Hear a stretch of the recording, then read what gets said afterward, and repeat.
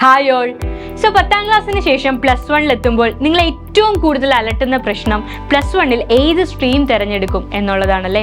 അപ്പോൾ കുട്ടികൾക്കും പാരൻസിനും ഒക്കെ വളരെ വലിയ ടെൻഷൻ ആയിരിക്കും ഇത്.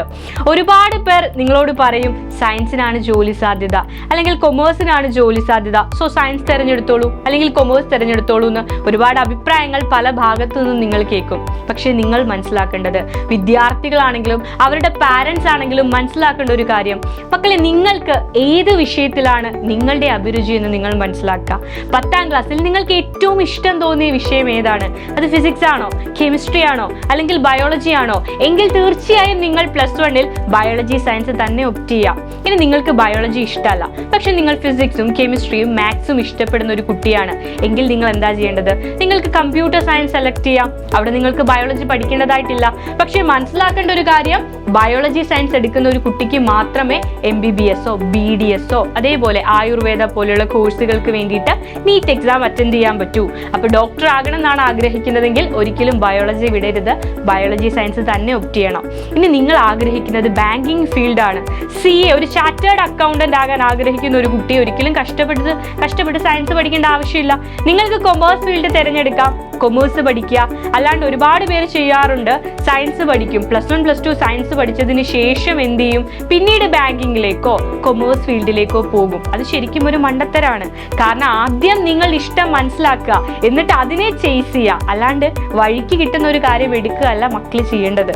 ഓക്കെ, ഓരോ ഫീൽഡിനും അതിൻ്റെതായ അനന്തമായ സാധ്യതകളുണ്ട്. അത് സയൻസ് ആയിക്കോട്ടെ, കൊമേഴ്സ് ആയിക്കോട്ടെ, ഹ്യൂമാനിറ്റീസ് ആയിക്കോട്ടെ. നിങ്ങൾ എടുക്കുന്നത് ഹ്യൂമാനിറ്റീസ് ആണെങ്കിൽ നിങ്ങൾക്ക് മലയാളം ഇഷ്ടമുള്ള കുട്ടിയാണ്, അല്ലെങ്കിൽ ഹിന്ദി ഇഷ്ടമുള്ള കുട്ടിയാണ്, ലിറ്ററേച്ചറിന്റെ ലോകത്ത് ജീവിക്കാനാണ് നിങ്ങൾക്ക് ഇഷ്ടം, സാഹിത്യത്തെ നിങ്ങൾ സ്നേഹിക്കുന്നു, നിങ്ങൾക്ക് BA മലയാളമോ BA ഹിന്ദിയോ ഒക്കെ എടുത്ത് നിങ്ങൾക്കൊരു അധ്യാപികയാകാം, സ്കൂളിലോ കോളേജിലോ ഒക്കെ നിങ്ങൾക്ക് കയറാൻ സാധിക്കും. അതേപോലെ നിങ്ങൾക്കൊരു ജേർണലിസ്റ്റ് ആകാം, അതിന് നിങ്ങൾ ഹ്യൂമാനിറ്റി സ്ട്രീമാണ് എടുക്കേണ്ടത്. ഓക്കെ, അപ്പോൾ മനസ്സിലാക്കേണ്ടത് നിങ്ങളുടെ ഇഷ്ടം തന്നെയാണ്. അതേപോലെ +1 സയൻസ് എടുത്താൽ എനിക്ക് A+ കുറവാണ്, എനിക്ക് സയൻസ് സ്ട്രീം കിട്ടിയാൽ തന്നെ എന്നെ കൊണ്ട് പഠിച്ചെടുക്കാൻ സാധിക്കുമോ? ഇങ്ങനെ സംശയമുള്ള ഒരുപാട് വിദ്യാർത്ഥികളുണ്ട്. മക്കളെ, നിങ്ങൾ മനസ്സിലാക്കേണ്ടത്, നിങ്ങൾക്ക് സയൻസ് ഇഷ്ടമാണെങ്കിൽ നിങ്ങൾ തീർച്ചയായും എടുത്തോളൂ. നിങ്ങളൊരു ആവറേജ് സ്റ്റുഡൻ്റ് ആണ് അല്ലെങ്കിൽ ബിലോ ആവറേജ് ആണ്, ഒന്നും വിചാരിക്കേണ്ട. എല്ലാ സ്ട്രീമിനും അതിൻ്റെതായ ബുദ്ധിമുട്ടുകളുണ്ട്. അത് സയൻസ് ആയാലും കൊമേഴ്സ് ആയാലും ഹ്യൂമാനിറ്റീസ് ആയാലും 3 സ്ട്രീമും പഠിച്ചെടുക്കാൻ ബുദ്ധിമുട്ട് തന്നെയാണ്. പഠനം കുറച്ചൊക്കെ പ്രയാസകരമാണെന്ന് നമുക്കൊക്കെ അറിയാം.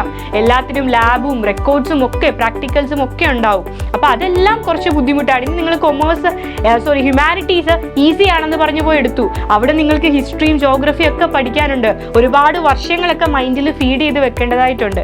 അപ്പോൾ എല്ലാം ബുദ്ധിമുട്ടേറിയത് തന്നെയാണ്. പക്ഷേ നിങ്ങൾ ആവറേജ് സ്റ്റുഡൻ്റ് ആയിക്കോട്ടെ, ബിലോ ആവറേജ് ആയിക്കോട്ടെ, തീർച്ചയായും സയൻസ് ഇഷ്ടമുള്ളവർ സയൻസ് ഒപ്റ്റ് ചെയ്യുക. കാരണം 9ാം ക്ലാസ്സും 10ാം ക്ലാസ്സും ഒക്കെ തന്നെയാണ് +1 +2 ഒക്കെ ബേസ്, അടിത്തറ എന്ന് പറയുന്നത്.